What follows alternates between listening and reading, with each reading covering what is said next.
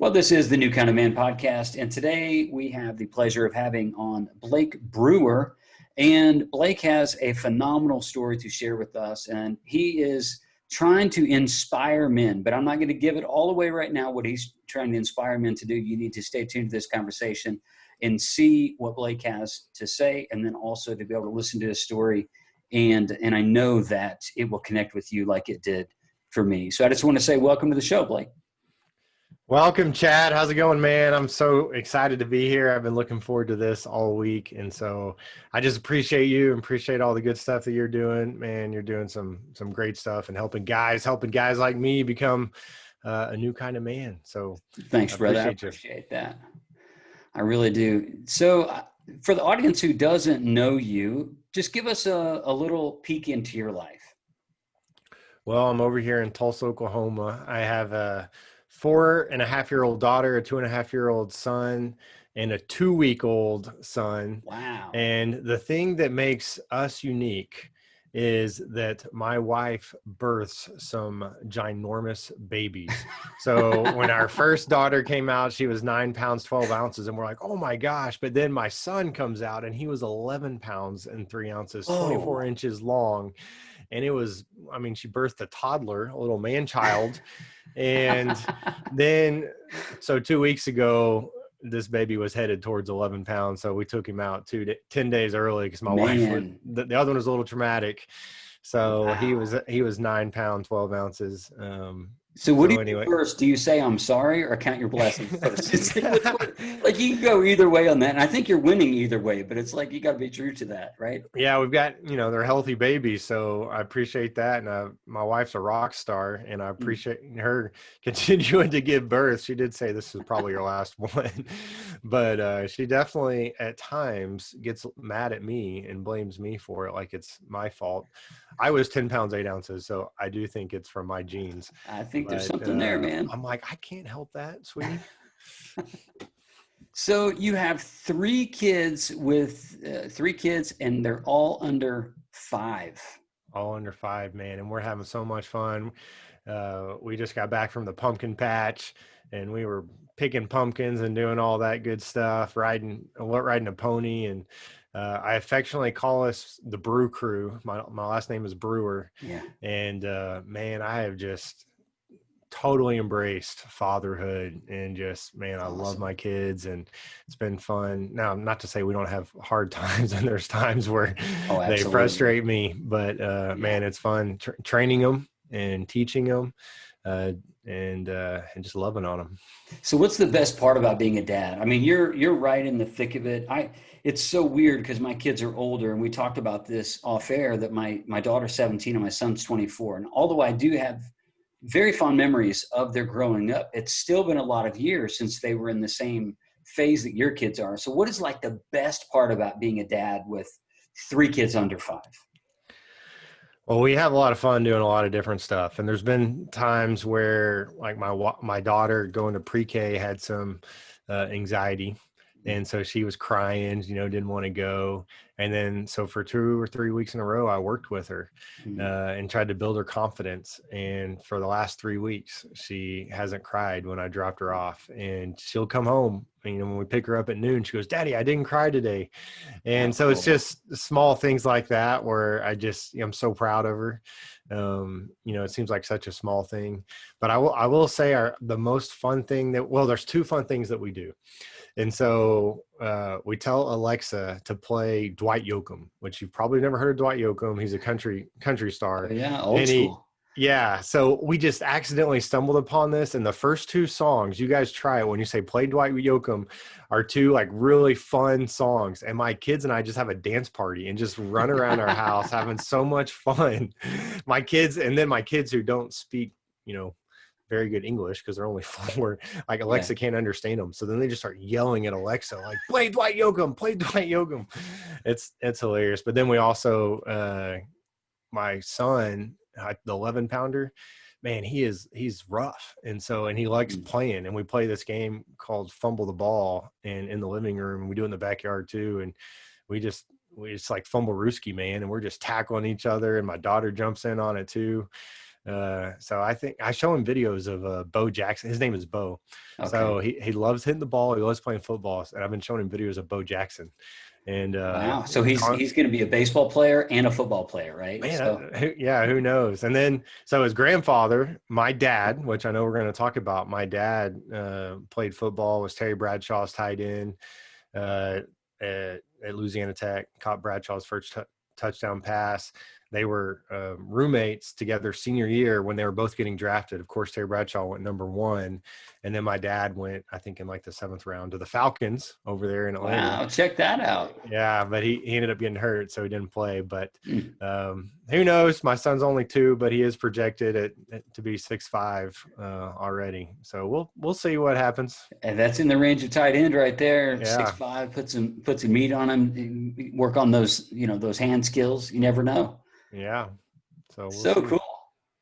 Yeah, that sounds like a blast. That actually reminds me, with my son, even my daughter was kind of the same thing, but they're with the years between them, it was a little different dynamic. Uh, Absolutely different than yours, but it was just a different dynamic, son, daughter, and then the 7-year split between them. But with my son, total fumble. I mean, I totally track with that. I mean, Yeah. it's one of those things. He's the same size as me now, so it's a little awkward, like two grown men wrestling in the living room. But I will let you know that there have been instances where two grown men were wrestling in the living room. And Well, and what's really cool about it is my wife is absolutely cool with it. She just moves the couch out of the way, and then she just laughs at us and heckles us. But we do it and we have some fun. We've been doing that since he was your kid's age. Well, all the research shows that it is actually extremely beneficial Yes. for our kids, for us to wrestle with our kids. Mm, And just that, I think it's the physical touch, but within that, now it may be different for you now that your son is older, but at my age, I'm showing physical restraint. Like yes. I could totally destroy my kids, but I restrain myself. And Hmm. uh, so anyway, that's awesome that you still do that with your son. Yeah, it's strength under control, right? Right. Because it's that rough play with your kids. It's they know, whoa, dad. I mean, to a 5-year-old, right? You may not even, not you, but I'm saying a man may not even work out, but to a 5-year-old son or daughter, dad's a giant. Yeah. Like he's bigger than life. He's the biggest person in the house, most likely. So it's like a kid looks at dad and says, whoa, my dad is so strong. And whenever you have this idea of rough play and you do those kinds of things, it's that strength under control, which absolutely we want our kids to know that. We want them to know, oh, I have this strength, but it doesn't mean that I have to use it to dominate someone, but yet we have that strength for a reason. Yeah, and I'm trying to help him control his strength because he beats up on his sister already. Yeah. Yeah, I bet you guys have Mhm. got your hands full with that. So that's awesome. And how long have you guys been married? So we've been married. Man, you would put me on the spot, huh? No, we've been married for 10 years. She's not listening, man. It's all right. You're good. You're good. Yeah, we've been married 10 years and Congrats. man, yeah, I'm still trying to be a better husband, but I will say I'm better than when we first got married. It took me a while to figure some things out. And really, honestly, I was still trying to live as a single guy at first and live with my vision. And Yeah. I was in ministry. So I was calling it, man, this is what God's called us to do. Hmm. And I was placing that before our marriage. I mean, we had like an okay marriage. It wasn't like it was bad, but it wasn't until I totally put that down and said, no, our marriage and my family is first, because that's what God has called me to do. If I'm Yeah. going to, is to take care of my wife and my children. Mm. So, Yeah, that's an important piece. I just want to kind of jump in there for a moment before we start talking about kids and fatherhood and sharing the rest of your story. How would you recommend someone to create a vision for their family or their marriage? And I realize those are two different things, so I'm just giving you an opportunity to speak into either one. Because you mentioned the word vision, and in the presumption that I have is many of us, when we get into a marriage, we go into it with this bias of self. So we have a right. personal vision for ourselves, and we do things for ourselves, and we kind of take care of ourselves. And now we're living with somebody else, and now we have a responsibility to the other person. So what would you say to that guy who's maybe trying to find or put together a vision for his marriage and or family? Well, So for me, I've been doing some research on this recently, just on the kind of American family and the Western family in the last 100 years versus the rest of America or rest of history. It's totally different because now we're becoming more self-centered. We're becoming more everything's about you. Even from when you're a kid, it's all about what sport you're going to play, Hmm. and then uh, it's less about the family. And so we grow up with this vision. Like my whole life, I was asked, "Hey, what's your career going to be? What's your job going to be?" Right. And so it's all about me and what I was going to do. But before 100 years ago, it's very much about your family and how are you going to provide for your family, not just like your immediate family, but like your parents, because you're going to be taking care of your parents. And so it was very much like you were your last name and you cared about your family legacy. Hmm. And so it was almost like natural. Like when you got married, like you knew that, man, we're coming together and we're building a family together. But it's harder now to do that. And obviously things have changed. Like I'm not saying someone should go back and live like they did 1,000 years ago, Right. or in biblical times when the economy was just different and things like that. But so I think to answer your question, to build, I think, an appropriate vision, I think you do want to go back biblically, study it. There's some great books out there. There's one called Family Revision by Jeremy Pryor. That's the Mm. book I'm reading right now. So just to really get an accurate um, view, and calling in mentors and things like that, say, hey, what should the vision for my family be? Hmm. Because I do think probably left alone without any help from anybody, we might lean towards more of a selfish vision. And so I needed some help. One of the ways I got help is we met with the pastor at our church, and we just asked him to help us. And we kind of got forced into it because we were making a big family decision of where we were going to move. Hmm. And it kind of, my heart was revealed in that moment to myself and everybody else. Like I was putting my calling, my ministry above my marriage, and it was not the best move Mm. for our marriage. Um, so I think just taking some time, figuring out like what is a good biblical vision, leaning into others, asking other men, married guys that you respect, what is their vision, and then drawing a vision from that. Oh, that's great.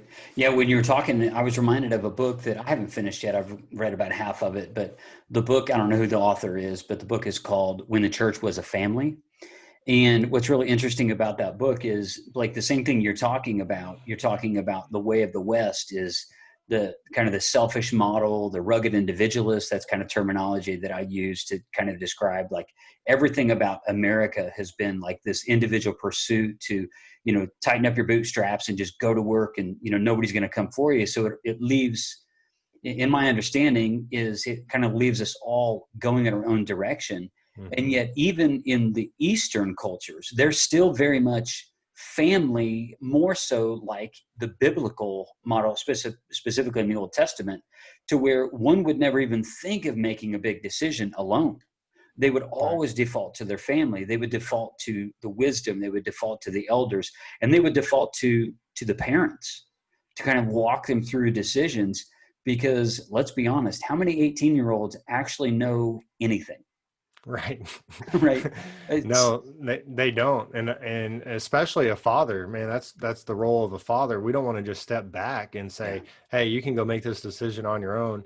Now, I'm not saying we should hover over them and make it for them, but we should definitely be there to guide them and Mm-hmm. direct them. And that's what you want. You want a father who believes in you, who trusts you, but also has your best interest at heart as well, and to help you Mm-hmm. make that decision.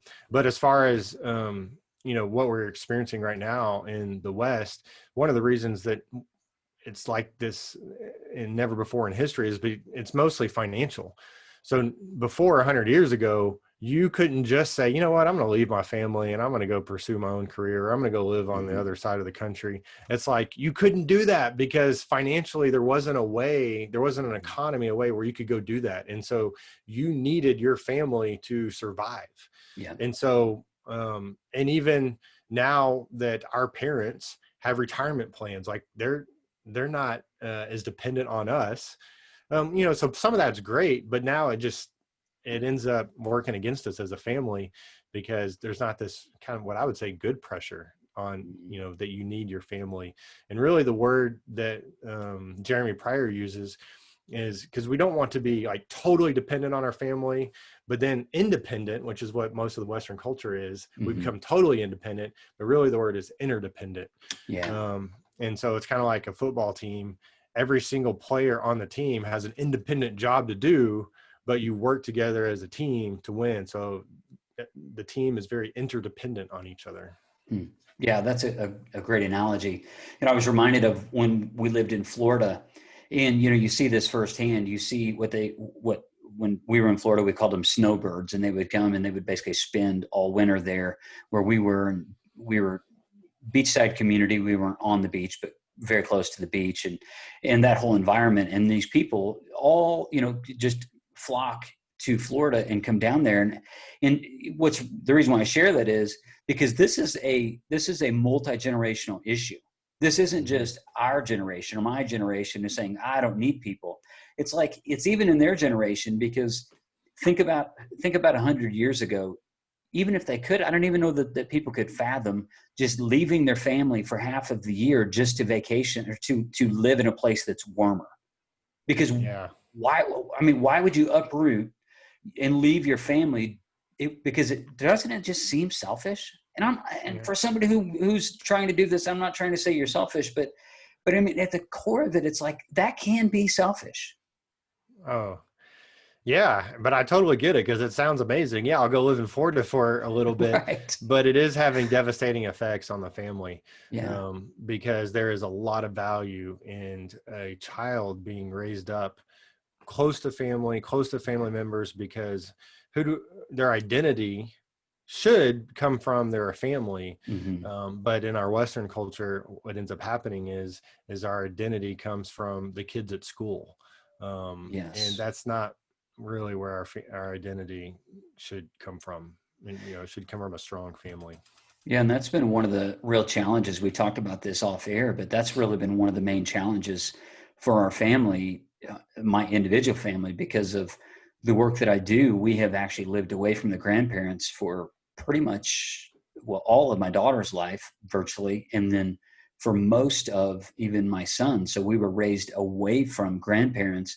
And so my wife and I, we don't have grandkids, but my wife and I are to the point where, like, okay, we need to basically fight to have a place in our grandkids' lives if we have grandkids, just to make that connection. And because it's church work, it's one of those things to where we knew we were supposed to leave, and it was difficult. And with it comes a lot of just a lot of areas where we feel like our kids are missing out. And so I really connect with what you're talking about here, because at the end of the day, it's about legacy and to me. So let's jump into legacy. What does legacy mean for you? Well, the thing that I go straight to is the legacy that my dad has left me, which I love. Would this be a good time for me to jump into that story? Sure, absolutely. Anytime's a good time to go wherever you want to go. Yeah. So I lost my dad at 19, and I hope that no one has to go through what I went through when he died. It was definitely a tragedy. I just finished my freshman year at college, and I came home. My mom had planned a trip for us to go to Hawaii. And so we had gone to Florida for vacations. We'd gone to Colorado, but this was like this pinnacle vacation. And so we were all excited. I remember the first day that we were there, we woke up and we were looking at all the brochures, trying to decide where we were going to go. My dad actually made us laugh because we looked at this brochure of a moped, and he said, "Can you guys imagine me on a moped?" Which it was funny. He's like 6'3", 230. And my dad wasn't the funny guy. And so just him trying to be funny and mocking himself. Yeah. And we all laughed, and we said, yeah, we better not do mopeds. So we decided to go to Hanama Bay, which is one of the most beautiful places in the world. And we loved going snorkeling. And so as soon as we got there, we went out into the water, and we were looking at all of the cool sea life, the fish, the turtles. And I gotta say, man, it was just so cool. I just remember it like the other day, just being there with my dad. And I had been away at college for a year, and it was just me and him out in the water. and we were just experiencing that together. And as you know, Chad, there's just nothing like being with your dad. That's right. And we just kept going further and further out, just looking at cooler and cooler stuff. And we got to this moment where I put my head up out of the water just to kind of see where we were and to see exactly where my dad was. And I didn't see my dad, and the waves had picked up and the water was a little bit more treacherous. And now I know that we are in an area called Witch's Brew, which is known for its treacherous waters. And then I see my dad finally, and my dad is trying to get out of the water, and he's climbing up on this rock. And my first thought is, why is he trying to get out of the water right there? Like, that's not a great place to get out, because the waves were just crashing against it. And so I did have this thought, maybe he's in trouble. He just is trying to get out of the water. But as he was getting out, sure enough, a wave crashed against him and knocked him back down in the water. So I knew at that point I needed to get over there. And so I just started swimming towards my dad. Had no idea what was about to happen next. But I remember my dad, as I was swimming, I remember him yelling for help. And wow. My dad had this deep booming voice, but his yell for help was more like a whimper. And it was soft, and I could just tell that he was tired. And I kept swimming towards him. And as I got closer to him, my dad went under the water. And so by the time I got to my dad, he was actually unconscious under the water. And I remember thinking, oh my goodness, like what is going on here? My mind is racing. I knew I had to get my dad to shore. And I just put my arms around him and just started swimming with him. And I did my best to go fast. I did my best to try to hold his head above water. But again, the waves were treacherous, and I had to get around that rock I was telling you about to the other side of it so we could get out of the water. And by the grace of God, another man showed up, someone who was snorkeling in the area, and he swam to us, and he took over swimming with my dad, and I swam to shore. And if he hadn't showed up, I don't know if I would have made it, because I was absolutely exhausted, and I don't think I would have left my dad. And when I got into shore, I passed a lifeguard, and a lifeguard had seen us out there, and he was going out with a surfboard.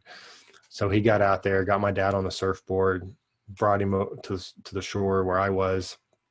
And I just remember on a knee, just praying to God as they were doing CPR, God, please let my dad live. And I really did expect at any moment that water, like you see in the movies, that water just kind of comes out of their mouth and they start breathing again. I just knew that surely that's what was about to happen. My mom and my sister were over on the shore laying out, and they saw this commotion down the beach, and they said, hey, that's where Dad and Blake were, in that area. So they run down there, and I'll never forget the look on my mom's face as she came up, and she could tell what was going on. And I just said, Mom, this is not good. I don't know if he's going to make it. And they loaded my dad in the ambulance, and we got a phone call 5 or 10 minutes later. They'd made it to the hospital where they had pronounced my dad dead. And it was just, man, it was just the biggest shock, because literally in one moment I was having one of the best mornings of my entire life. And in a matter of seconds, my dad's life was taken from me, and my life would change forever. I remember going to the hospital and just seeing my dad laying there, still in a swimsuit, no shirt on, and he just looked asleep. And it was still, we were just so shocked. I just expected him to wake up at any moment. But, the next couple of days were pretty tough, because we were over there in Hawaii. We had to get back. It felt like we were in a different country, because we were so far away from home and family and friends, and felt isolated. And and really the next year of my life, man, it was just really in mourning. I went back to college and man, I would cry myself to sleep. I hadn't been a crier before that in my life. And then I was crying all the time. Every time I talked to somebody, I was in the back of my mind, I was just thinking like, you know, do they know about my dad? Are we going to talk about my dad? Which I didn't mind talking about my dad. And, but I look at that year and I was experiencing so much pain. And I could have easily tried to escape all of that pain with drugs and alcohol or girls or whatever it would have been. And it honestly would have been very normal to do that, I feel like. But I didn't. And I would say that I developed more that year as a person. I grew in my relationship with God more than I ever had in my life that next year. And it all goes back to what happened later that afternoon after my dad died. And so I was back in the condo that we had rented. I was in the back bedroom laying on the bed, and my mom walks into the room, and I'm just sitting there, as you know, my dad had died like several hours before. And I'm just like, you know, what in the world? And I'm asking the questions like, you know, why did this have to happen? Is there, God, is there a God? I mean, I'm asking those type of questions, like where is God right now? And my mom hands me something and she says, I just got this out of your dad's suitcase. And it's a letter that he's been working on for you and your sister and brother for several months. And he just finished the letter and he was going to give it to you on this trip. And so he had no idea that he was about to die when he wrote this letter. And so I'm reading this letter, which would, you know, basically be my dad's last words to me. And this letter was this huge letter of encouragement, just encouraging me in life to persevere, encouraging me to have courage. And he encouraged me to study the Bible and to know it for myself. One line, he said, preachers and teachers and evangelists, he said, they're all great. But you need to know the word of God for yourself. So that you're not just relying on the preacher to teach, because then he kind of went into a thing that, you know, sometimes people teach a false gospel. And so you need to know the gospel for yourself and the scriptures for yourself.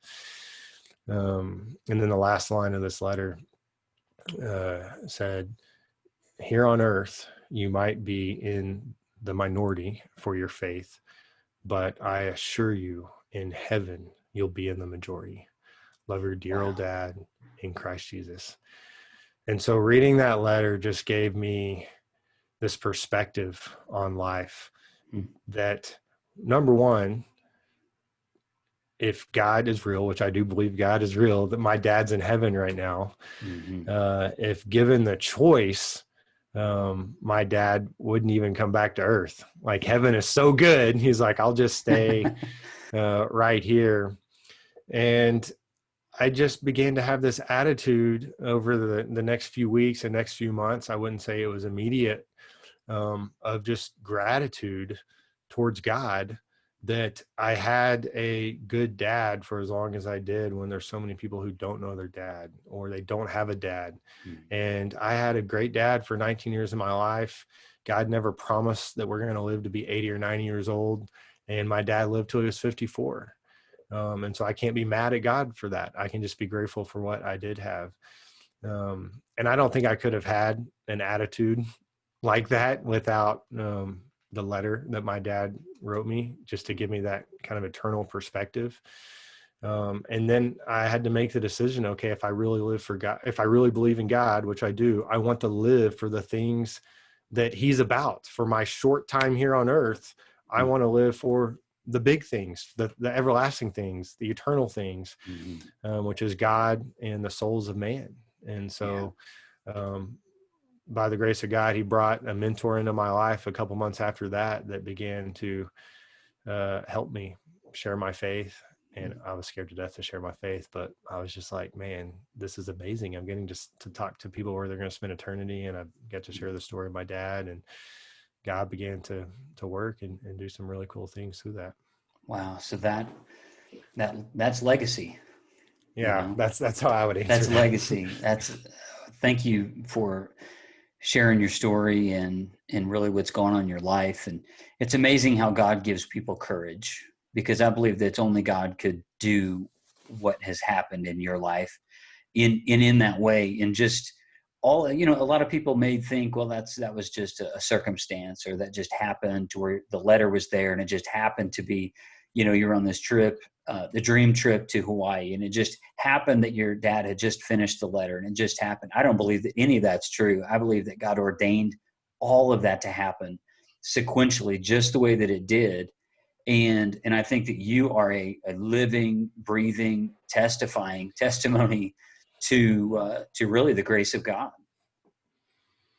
Well, I agree, because it's only through the grace of God. I feel the same way. It's not anything anybody, that I did or anybody else did. Like you said, even my dad writing that letter, he had never written a letter like that before. It's like, where in the world did that come from? Mm, Man, God allowed my dad to write that letter. mm, And I don't know, what he had to give up, what TV show he had to give up to write that letter over a couple months and to put it all mm. together. But man, am I thankful that he gave those things up and spent the time to write that letter to me.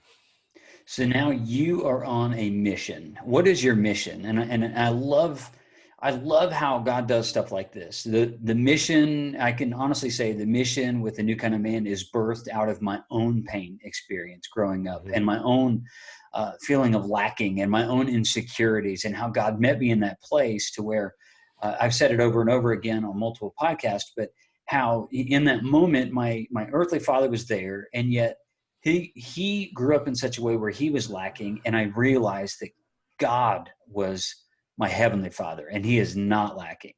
So my story is similar in a way that some of my deepest pain has now been turned into purpose. So Yeah. what is the mission and purpose behind your work right now? Well, the mission is to help 1 million dads in the next 10 years write a legacy letter to their children, like my dad did for me. So, talk about legacy. It's pretty amazing that I'm getting to continue to honor my dad's legacy. And when he Mhm. wrote that letter, did he know that not only was it going to impact my life, but all the people that I've told that story to over the years, which is thousands and thousands of people. But now I'm getting to help other dads write that letter, and other children who are going to get a letter from their dad. And so I can't be more excited about this. And especially now that I'm a father and I see, and I've done a lot of reading and research, and just knowing how powerful the voice of a father is, even more so than a mom. Like there's Mhm. just something there where we kind of expect our mom to love us. And maybe it's because we were actually physically attached to them at one point. Mhm. But when our dads love us, it's like they're choosing to love us. And it just really means something when the dad says, man, I love you. I'm proud Mhm. of you. I believe in you. I put it like this. If we were going to, let's say, go down to Florida and jump in a sailboat, and we were going to sail down to, I don't know, the Bahamas. Even if we don't have a good wind, when you're in the Navy, so you've been on the water, Yeah. but we could make it there. Like you can zigzag the boat back and forth, and you can work hard, and you can get the wind right, and you can get in the sail, and we can make it down to the Bahamas. Mhm. But how much better would it be if we just had the perfect wind that was in the perfect direction? We'd make it there so much faster, so much less Mhm. work. And that's the way it is when someone has a father in their life. You can make it in life without a father. Mhm. You It's can just have harder. it's so much harder to make it without a father. You can have other people speak in your life and things like that. But Mhm. there's people that have made it. But man, when you have a father in your life and that speaks into your life, man, it is like the perfect wind in your sail that can just push you there so much faster, that can give you the confidence that you need to succeed in life. Mhm. And then ultimately, as we know, when you have a father in your life, and you're deeply connected to your father, that is connected to God, you're more likely to have a connection or have a relationship with God. Absolutely. And you and I both know, if you have a relationship with our Heavenly Father, our perfect Father, our Creator, then life is a lot better. Absolutely. Yeah. I mean, taking your analogy and just kind of adding something to it, which I agree with every part of it. It's when we have an active father in our life who is intentional and he's trying to build a legacy, and he's trying to build not just a legacy of, a Zook legacy or a Brewer legacy, but a God driven vision and legacy. In, with when we have that kind of father, it is it pushes us, right? So that it is wind in the sail that moves us forward. Consequently, here's where I'm going to add to your story. Consequently, when we disengage as fathers, I think we're actually creating more of an obstacle for our kids. So I don't think that there's a neutral position. And there's some dad out there who's listening to this right now. They're like, well, my kids will be just fine. My kids have done just fine without me. And I would just say, put that pride, ego, and hubris aside for a moment and think about this, man. Think about you're either adding wind to the sails of your kids, encouraging them to keep going in the way that they should go, or you're an obstacle. Which one do you want to be? Well, Chad, I couldn't agree with you more. And that's all the research shows that as well. Because a father, as we said, a father is so powerful, his voice is so powerful, then it's going to go one way or the other. And so when a father speaks life into his child, boom, but amazing things happen. But if he's not speaking life, it's like you said, it's like the opposite is happening, because then the child is wondering, well, why isn't my dad speaking life into me? Why isn't my dad spending time with me? Why isn't he loving me? Man, my dad must hate me, or my dad must not like me. My dad must not believe in me. And even though you never said that, that is the message that they are receiving. That's right. And we all tell ourselves stories. Like, we all have events that happen in our life, and we all tell ourselves stories about those events. That's just the way our mind works. We make up a story, and those stories are either going to serve us or they're not going to serve us. And so fathers can help us create stories in our life that serve us. Man, that I'm loved, man, I can do things, I'm not I'm not a waste, I'm not just a nobody here. So man, I couldn't agree with you more. Even, bringing back the idea of vision in your analogy, just because it's amazing. The analogy is amazing. The whole sailboat leaving Florida, go to the Bahamas. The thing is, when you have a dad who's present with their kids, not only is it wind in their sails to help them go forward, but without a dad, they don't have the vision to even know the destination. Oh yeah. So think about that. It's Yeah. like, and then that's the vision side of it, right? Because if without vision, you just have a lot of energy, you just go in circles. That's all you do. Right. And it's just frustrating, and it's exhausting. And, it leads really just to a pathway of regret. And yet when a dad is present in his kid's life, and he's present with his wife, and they set a vision, they cast a vision for the future of their family, I mean, that is inspiring. And these, honestly, your mission is inspiring too. 1 million dads to write personal letters to their kids over the next 10 years. Now, I want to just speak for the guy who's out there right now, and he's the guy who doesn't write anything. He doesn't write. So Yep. he's afraid of writing, and afraid of, like, oh, if I get the grammar wrong, or if I do whatever. How would you inspire that guy? So the guy who feels overwhelmed, like, I don't write, I don't know how to put my words together. How would you inspire him? Well, there's a lot of dads like that. Yes. And I would say over the years, I've shared this story with so many different people and so many dads, and there's never been a dad who said, I don't see the value in doing this. Like, every dad's like, oh yeah, I should write a letter like that. But then most of them don't actually end up doing it. And I think it's for a lot of reasons. Life happens and you get busy, but I think a lot of it is what you're talking about. You kind of get overwhelmed with this, oh man, how am I going to write this letter? So I realized pretty quickly that if I'm going to help 1 million dads write the letter, I can't just inspire them. Like, I need more to inspire them. I need to actually kind of hold their hand and help them through the process, which is why we created the Legacy Letter Challenge. because I believe that there is a letter inside of every dad. And through this process, we help.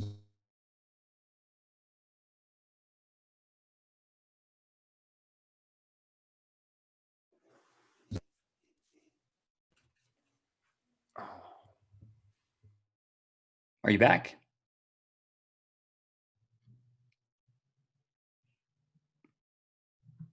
Lost your audio. Yeah. Are you there? Yeah. Can you hear me? Yep, I can. Man, Chad, I apologize for that. Oh, hey, it's technology. Nothing we can do about that. uh, so through this process, we help them get a letter from their heart to their mind to a piece of paper.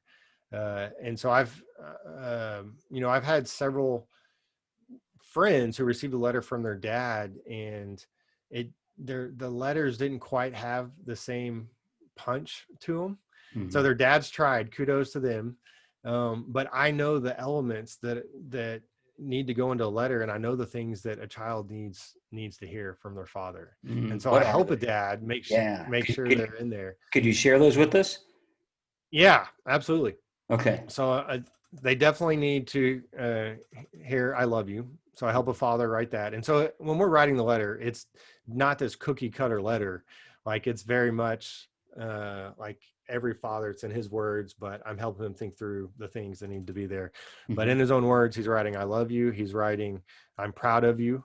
And I help a father think through, it's not just "I'm proud of you because of what you've done. I'm proud of you because of who you are," and focusing on those characteristics.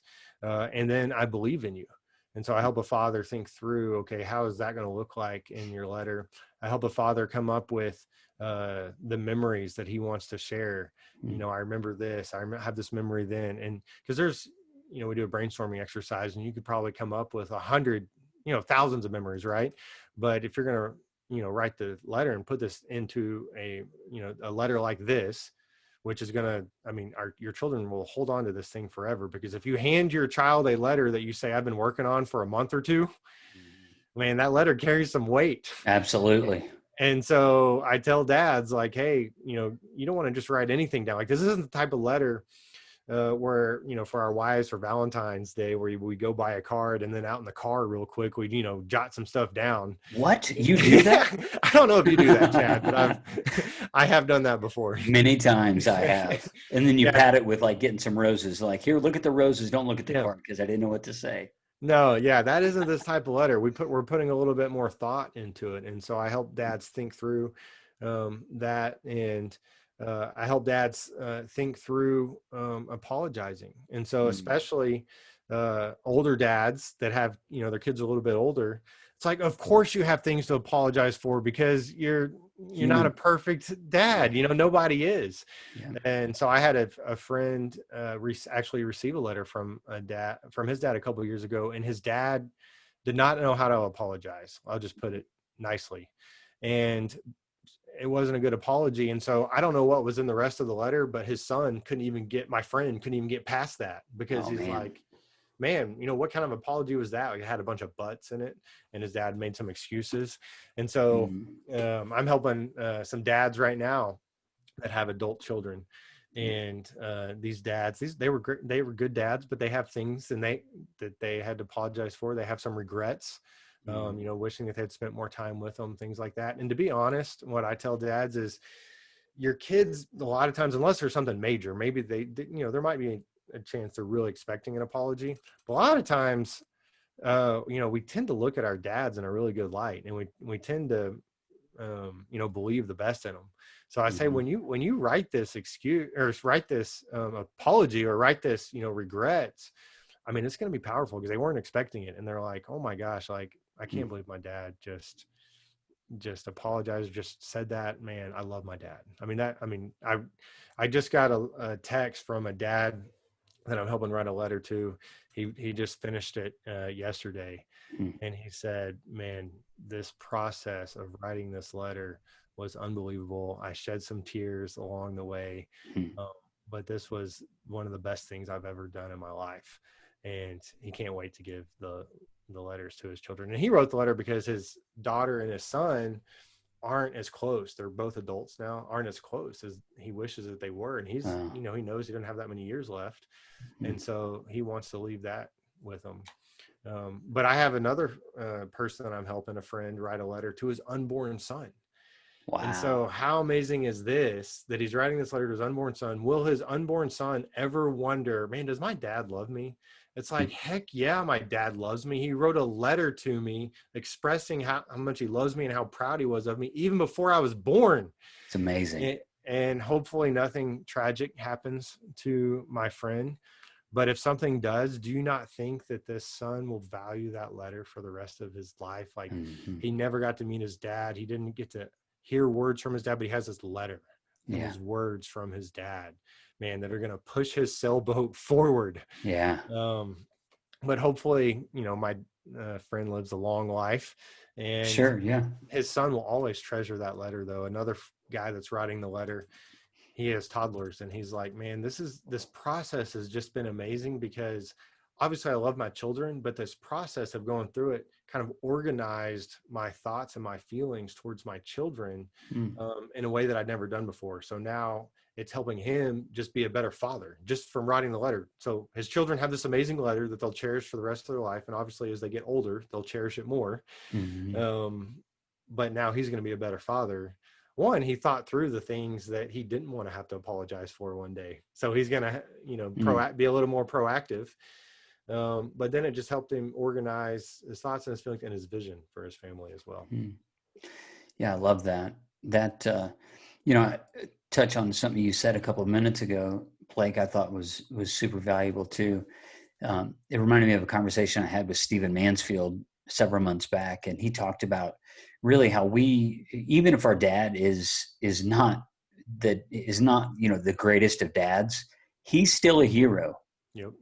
Like to a child, a dad is still a hero, and I'm not dismissing mothers. I'm not at all. My wife is phenomenal. She's had an incredible impact on my kids and on me. I mean, she's the person who's influenced me more as far as human beings, who's influenced me more in my life. So don't get me wrong, and don't hear that the wrong way. But yet, what he talked about was even if a dad is deeply flawed, just a dad being present. Just shows the child, like, there's this heroic nature that lights up in a kid's eyes when they see dad, even if dad is imperfect. So I want to encourage you dads out there too. You're imperfect. I'm imperfect. We're all imperfect. And we're not looking for like a grading scale to see how imperfect we are. It's either perfect or imperfect. That's really how God sees it, perfect or imperfect.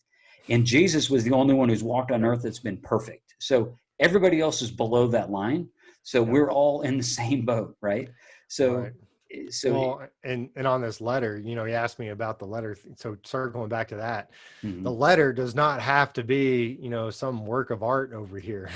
like, our kids are not holding us to that standard. Like, that cannot be the reason that we don't write the letter. Yes. Because even if every word is misspelled, even if the sentence isn't put together that well, which, I'm going to help you, probably do better than what you would on your own. Mm-hmm. But it doesn't matter. Like, your children, like, will cherish, like, it's in your words. It's how you write it. Like, I promise you, like, your children overlook, they're not grading us on how well it was written and how well it was spelled. So they just want to hear from their dad. And then I had a friend, his name's Victor Marks. And Victor has done some amazing things. He's helped a lot of guys with PTSD. He's helping people in rescuing people out of sex trafficking. Like, he's doing some amazing stuff. He didn't become a believer till in his 20s, after he got out. It was either Navy or Marines, I can't remember. But the reason that Victor became a believer is because his dad, who had no relationship with him growing up, his dad, I promise you, there's no dad listening today who is as bad of a dad as his dad was. He gets a letter from his dad, and Victor's first thought is because the first line of the letter says, "Son, I just want to write you a letter." And he's like, "Son? Who is he calling son? Like, he can't call me son," because that's how he viewed his dad. His dad had become a Christian, and his dad in this letter shares the gospel with his son that he had not been close to. And through that letter, Victor became a believer within the next year. And Victor's life totally changed. So you talk about the power of a father. It doesn't matter if you have not been involved in your child's life at all, because I mean, anyone could have written that letter to Victor, and Victor, it probably wouldn't have meant anything, but it meant something because it came from his father. That's right. And it changed his life. Wow. Yeah, that's a powerful thing too. And honestly, this is just one of the things that God does, right? When he gets a hold of someone like that, like Victor's dad, gets a hold of him, and those in the recovery circles, they would call that making amends. And this is one of the things that I see that God does with people who are not even in a recovery program, but just somebody who's lived a broken life, or they've just created just a pathway, just like lived in a pathway of regret and damage to people, is that oftentimes God has the individual cycle back and then try to make amends, at least to have a conversation. And when a dad does that and owns his own failures, man, it's just an opportunity. Again, turn that ship. It puts wind in the sails and saying, okay, and I'm sure that Victor, walking through all that, he still had to own, he had to address the issues and the pain and the hurt that he had, but yet God used that even to bring Victor to himself, which is phenomenal. Well, and that's ultimately what my dad's letter did for me. Yes, man, I felt connected to my dad in that moment, but my dad was ultimately pointing me to our Heavenly Father, who is perfect. And so that's what, as dads, what we're trying to do is to point our children to our Heavenly Father. Yeah, that's a really good word. Well, Blake, is there anything else that you would like to encourage the dads with today? Well, I just know that I would say, in my personal opinion, it's harder than ever to be a dad and connect with our children right now because of all of the competition we have. Never before in history have children's had a phone and the internet and all of they can just log into social media, and now they're having access to all of this information. It's not bad, but there definitely can access things that would go against what we would say as a father. And so we as a father could throw our hands up in the air and say, well, there's too much competition out there. I'm not even going to try. But that is the exact opposite of what God's calling us to do. God's calling us to step up, to initiate with our children and, pursue our children.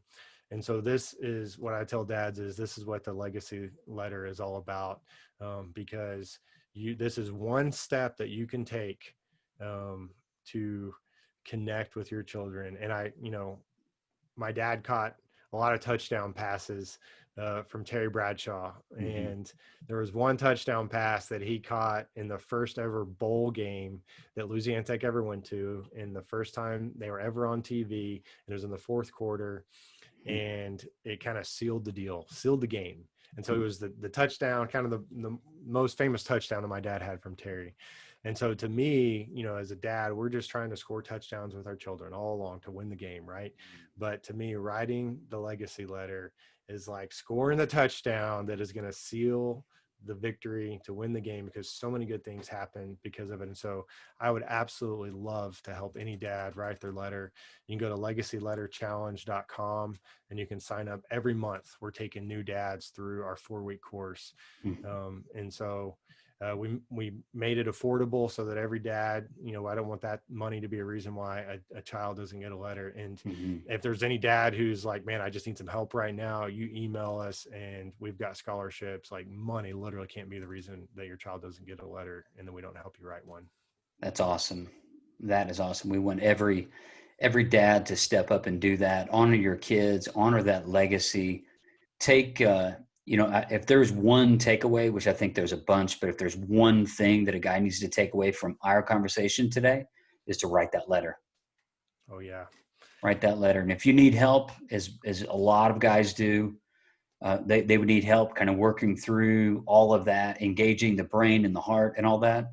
Blake is ready to do that. Follow the website that Blake just talked about, Legacy Letter challenge.com. You can also see his work at theendurance.org. Both of those websites will connect you with him. And I just want to say thank you so much for coming on the show today and telling your story, and then also just encouraging me. And I know there's going to be a ton of dads out there, and maybe men who are going to be dads, and you just literally, you put a little wind in their sails, and maybe you've set them on a course that that is better than the one that they had prior to our conversation. So thank you. I appreciate you, Chad, and all the stuff you're doing. Thanks for letting me share today, because every time I share, I get to honor my dad's legacy. And so thank you. Yeah.